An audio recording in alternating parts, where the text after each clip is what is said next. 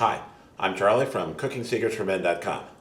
So recently, the dude of the Dude's Kitchen on YouTube, at the Grilling Dude, made a very nice spinach and artichoke dip. It wasn't fancy or overly unique, but for me, it brought back some very powerful memories of a spinach and artichoke dip I used to eat. Back in the 80s, when I was living in my hometown of Washington, D.C., there was a Southwestern restaurant chain called Houston's. Now, there were multiple D.C. locations in Georgetown and Tysons Corner, Virginia, Bethesda, and Rockville, Maryland. It became my home away from home. So much so that in the restaurant softball league that Houston's fielded a team, I was the only non-employee on any of the restaurant softball teams in the entire league.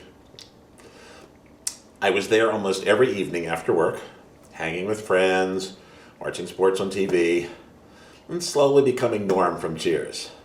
I took dates there, went there after dates to debrief the bartenders, and was generally a fixture in the same booth every evening.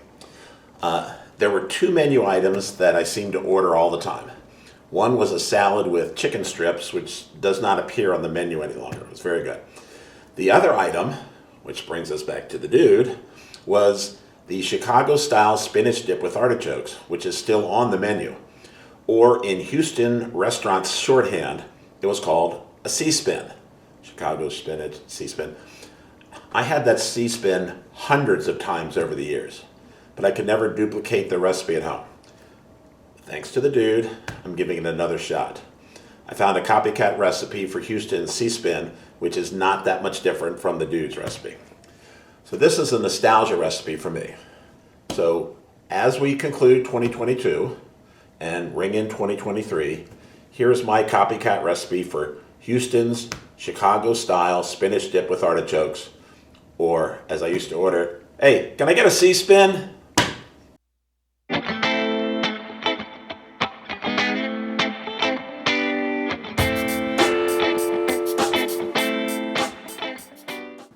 All right, so we're ready to get started.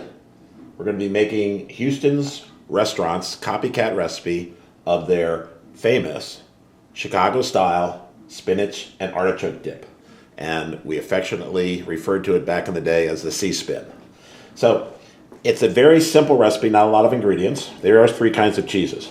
So the first thing we're going to do is we're going to put in some marinated artichoke hearts. They call for marinated. Probably use the ones that just come in water and are brined, but these are what we're going to use. So we'll put these in food processor. And then the first of the three cheeses we're going to put in is Romano cheese. So this is about 1/3 cup of grated Romano cheese. Put that in. Next is our Parmesan cheese, and it's 1/4 cup. So we'll put that in. And then we've got some garlic. We'll get some minced garlic. Maybe a couple cloves full. Okay. And we're going to blend this for about 90 seconds. There we go. So we're going to pulse this for about 90 seconds. All right. So we're going to move the food processor to the side. We're going to get a mixing bowl. And in the mixing bowl, we're going to add our drained spinach. This is frozen spinach that we've let defrost and drain. So you don't want as much water as comes in the frozen. So next we're going to put some heavy cream in. This is about 1/3 cup. Well, it is 1/3 cup, not about. And we've got some sour cream. And this is 1/2 cup of sour cream. Put that in. I need a little spoon to help. All right. About 1 cup of shredded mozzarella, or if they say in America, mozzarella cheese. Put that in. All right, so we're going to stir this around a little bit just to kind of mix it. Okay.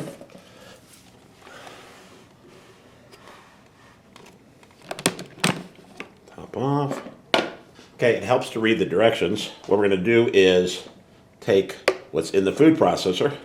We're going to take the mixture from here and put it in with the cheese and spinach.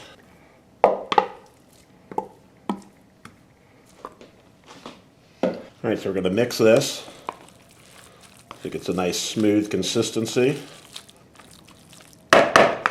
So that is about the right consistency of what we're looking for.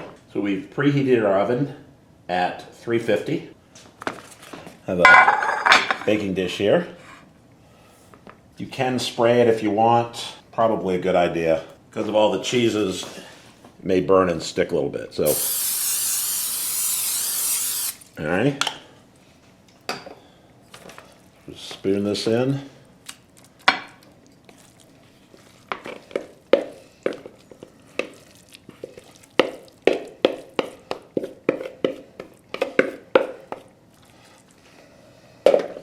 Even it out.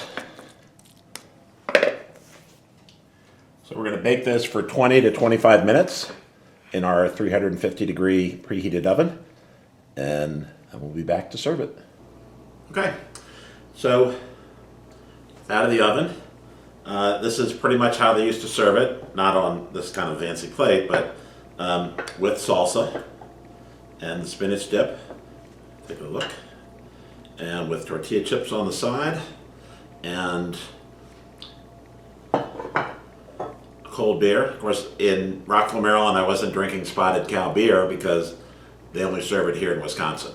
It was a draft beer, and it was probably, I was cheap and in my 20s, so it's probably Budweiser. So we're going to take a little taste of this. So the way that we would eat this, if I had good enough chip, take a little bit of the spinach and then some of the salsa.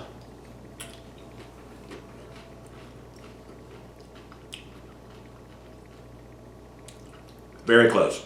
Still don't have it. It's tasty, and it reminds me so much of being in Houston's restaurant back in the 80s, sitting at the bar, sitting in my booth, having a cold one. So I wanted to wish everyone out there Happy New Year. Thanks for a great 2022. Lots to come in 2023. If I can ever figure out the live stuff, we'll be doing that more. Thanks so much to the dude for his inspiration on the spinach dip, which reminded me to go back and figure out how to make it from Houston's. So long, 2022. Hello, 2023. Thanks for watching. All right, we're going to get started with our Houston's Copycat Chicago-style Spinach and Artichoke Dip. Try that again. All right, so we're ready to get started making our Houston's Copycat Chicago-style Spinach and Artichoke Dip.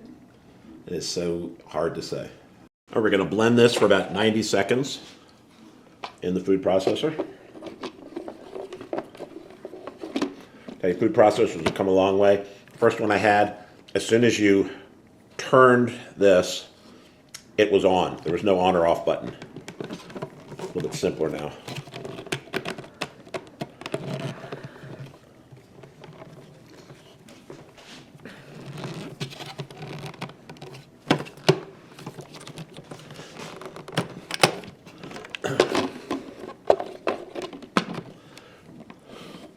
If you put it on the right way. Take what's in the food processor and put it